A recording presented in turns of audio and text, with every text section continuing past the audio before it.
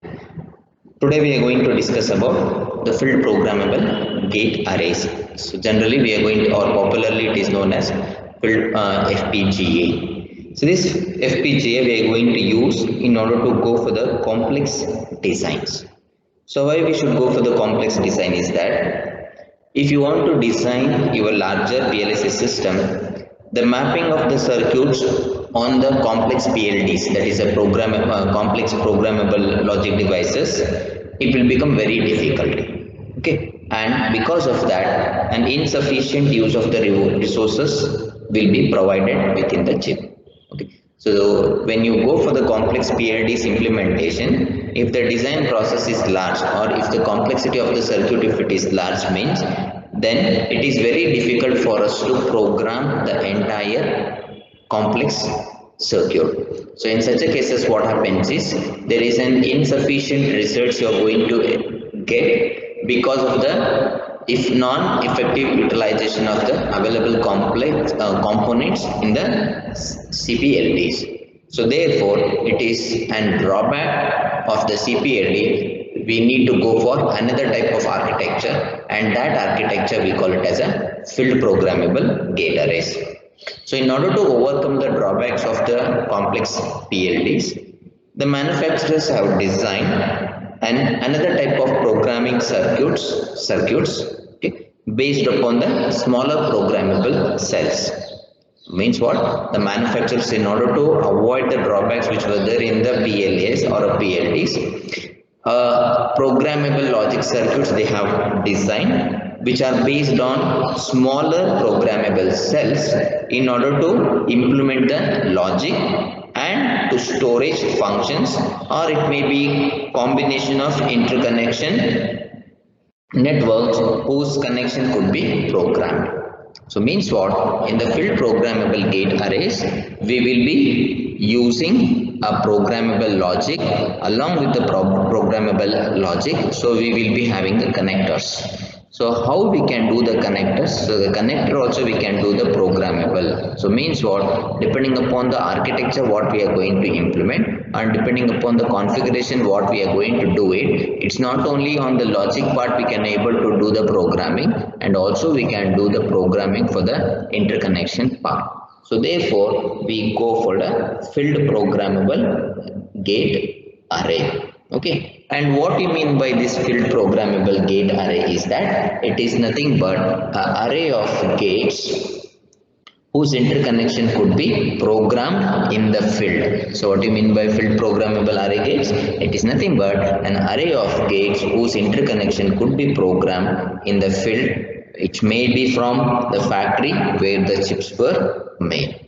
Okay, so means what? Even if after the manufacturing also you can do the programming and you can change the architecture of the field programs at the workstations also. So therefore the name is called as a field programmable gate arrays. So you can see in the right diagram, so what we have is, so we have one boolean expression, that is nothing but we have a two input variable a and b, and one function output variable we have a f. So in the case of fully specified, now you can see the what are the variations in the input and what are the mapping or the relationship input and output variations you are going to represent in terms of Boolean expression. So you can see here when a is equal to 0 and b is equal to 0, the output is equal to 1, and when a is equal to 0, b is equal to 1, the output is 1. When a is 1, b is 0, the output is 0. When a is 1 and b is 1, the output is 1. So this we call it as a fully customized truth table. So now we want to simplify it, or we want to get an alternative version of this fully specified truth table. So therefore we make use of the don't care terms. So you can see the first two instances of the input signals where a and b are 0 0, and when a b is 0 and 1, the output is 1. So means what? Irrespective of the B terminal, or irrespective of the input signal B. So when A is 0, irrespective of B, the function, that is the output function is leading is equal to 1. So we can do the fully customized value into an semi-customized value, or we can call it as a reduced truth table. So by using this, we can do the programming on the field programmable gate arrays.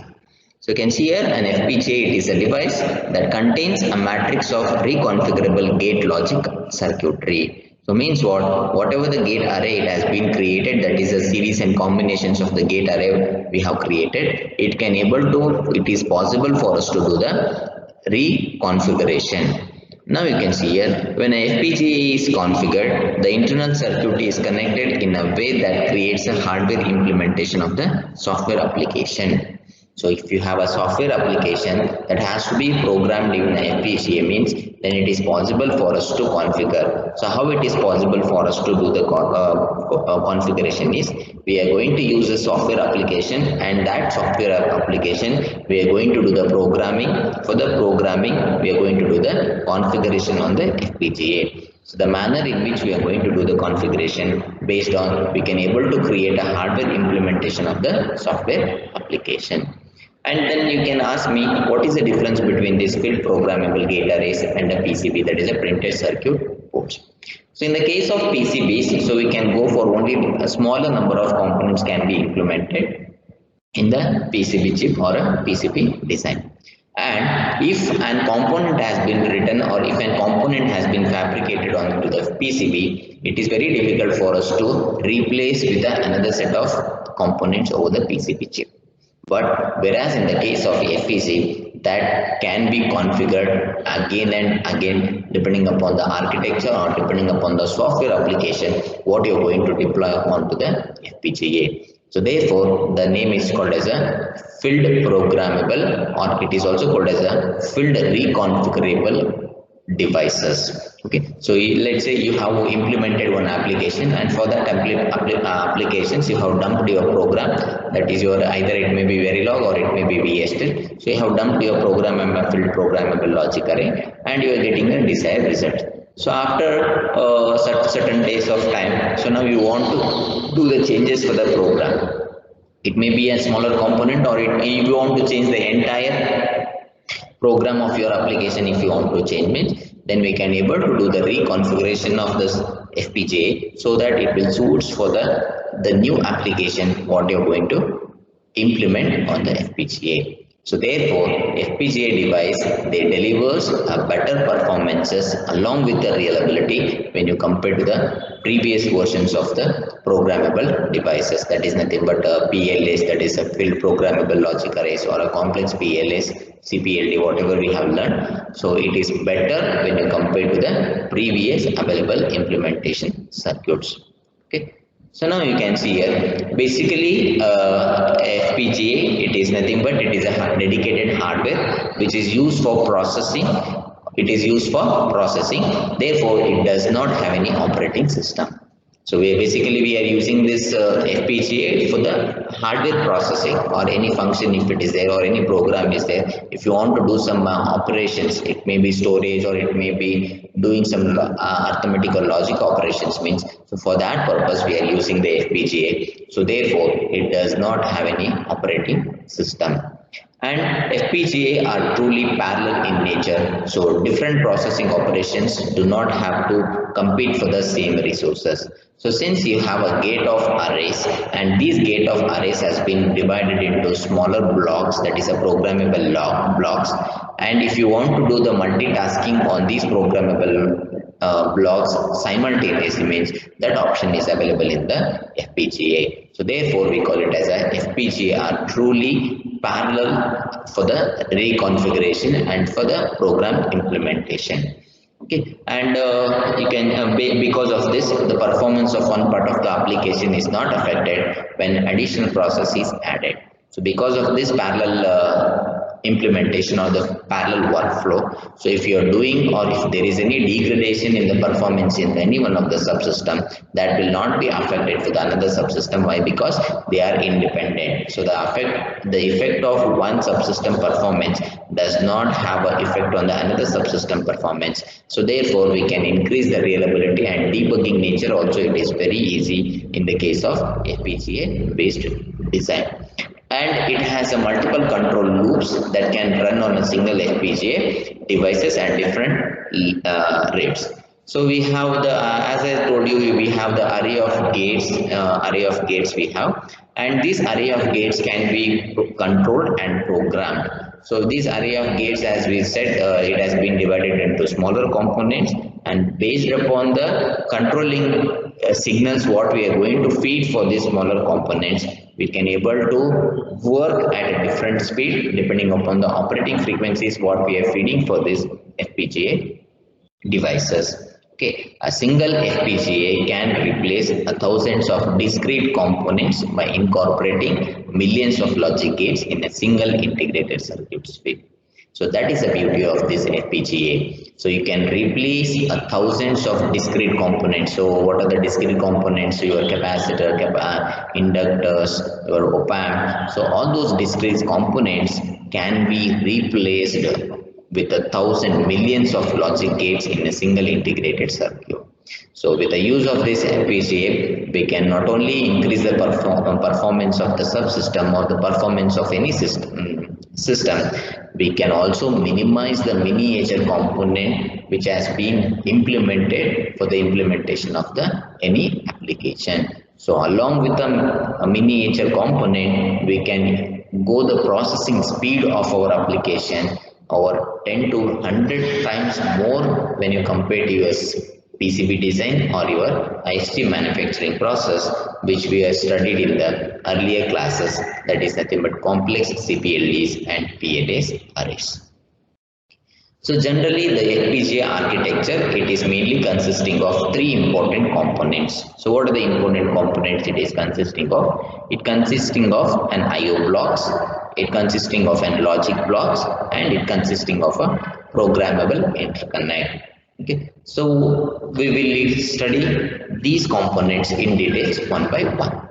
Okay, the first one. So what do you mean by logic blocks? A logic block, it is nothing but it is a combination of multiplexers along with a Boolean expression simplifications. It is the combination of the multiplexers along with the gate arrays. We call it as a logic blocks. So these logic blocks are responsible for the implementation of the any Boolean expressions or any programming. If you want to do it, then by using these logic blocks, we can able to create the programmable components. Okay, then what are the components of these logic blocks is? So generally logic blocks will be pulled by a pull-up transistor and a pull-down network. Along with that, it will be having a multiplexers and it will be having a switching devices. And for the multiplexers, so we will be using a select lines. So the type of select lines we are going to use, so based upon that the input will be fed and we can able to implement the logic expressions. So therefore the logical blocks are responsible for us to do the implementation of any Boolean expressions. That is, we call it as a logic blocks. The next one we call it as a programmable interconnects. So what do you mean by programmable interconnects? So we have a logic blocks, as I said you, a smaller component programmable blocks we have.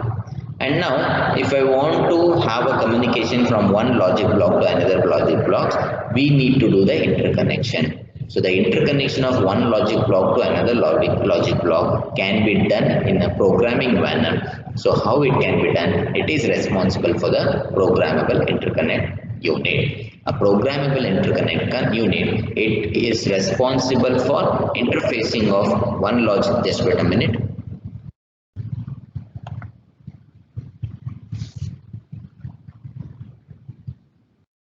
Programmable interconnect logic, it is responsible for interconnecting the one logic blocks into another logic blocks wherever the subsystem need a communication from one logic block to another logic block for the implementation of any certain applications. So that is responsible for that are the functionalities of the programmable interconnect.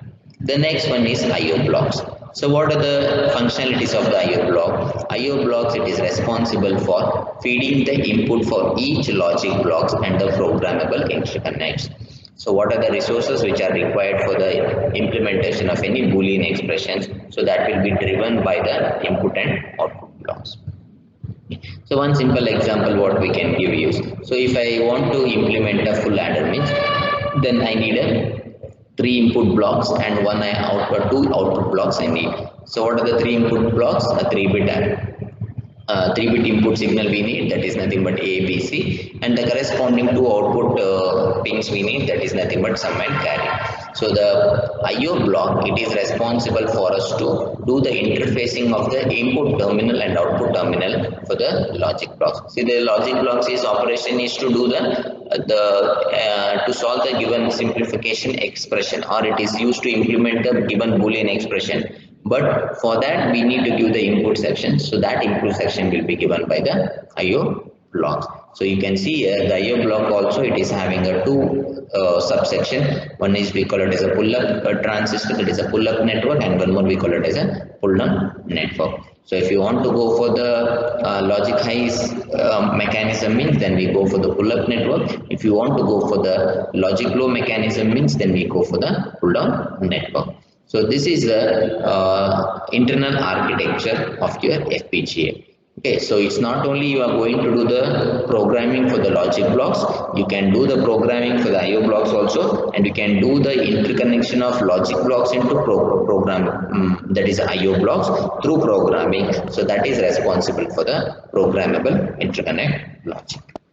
The FPGA architecture, how internally it will look like. So you can see here the logic blocks or the CLB, that is nothing but a programmable, that is a clocked logic block slices we have, and this clocked logic block slices, they have been interconnected through the use of programmable connections.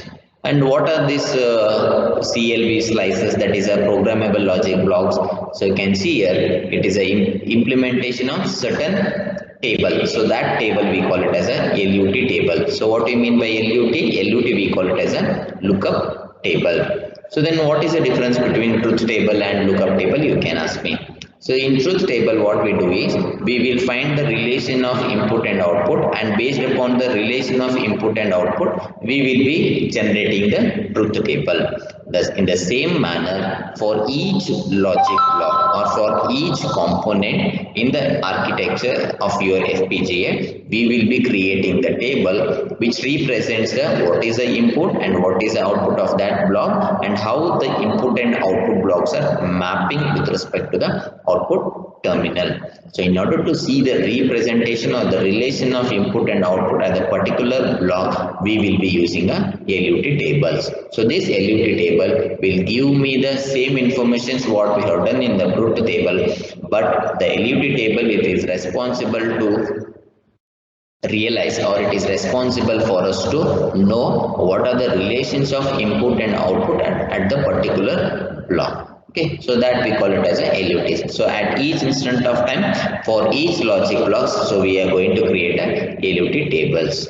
Okay, so based upon the number of LUT tables what we have generated, so based upon that we can able to see the performance and speed of the FPGA component, we can able to measure.